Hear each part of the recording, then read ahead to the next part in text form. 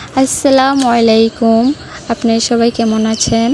আমিও আল্লাহর রহমতে ভালো আছি। আমার ভিডিওটি কাছে কিংবা দূরে, দেশ কিংবা দেশের বাহিরে যারা দেখছেন তাদেরকে অসংখ্য ধন্যবাদ।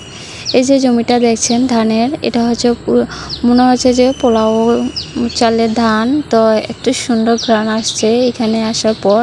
আর এই পাশে হচ্ছে কলা গাছের জমি করে রেখেছে, মানে পুরা জমিতে কলা গাছ লাগিয়ে রেখেছে। তো আমার কাছে এত ভালো লেগেছে।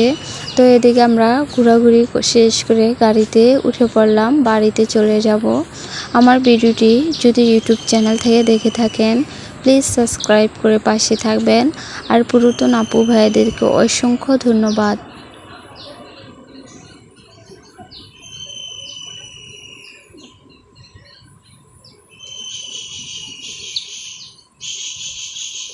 এদিকে বাড়িতে আসার পর রাতিনকে দিয়ে গাছ থেকে ডাব পাড়ানো হয়েছে। তো একটা ডাব পুকুরের মাঝখানে আর একটা এই যে ওপরে। তো দুইটা ডাব পাড়া হয়েছে, গাছে ডাব নেই, তো দুইটাই ছিল। তো এগুলো আমরা এখন খাবো। আমার ভিডিওটি যদি ফেসবুক পেজ থেকে দেখে থাকেন ফলো দিয়ে পাশে থাকবেন। এখন রান্না বসায় দিলাম। তো ডিমগুলো আমি ছিলে এখন ভাজা ভাজা করে নিচ্ছি, ডিম বোনা করব। আজকের ব্লগ ভিডিওটি আপনাদের কাছে কেমন লেগেছে আপনারা সবাই কমেন্টের মাধ্যমে জানাবেন।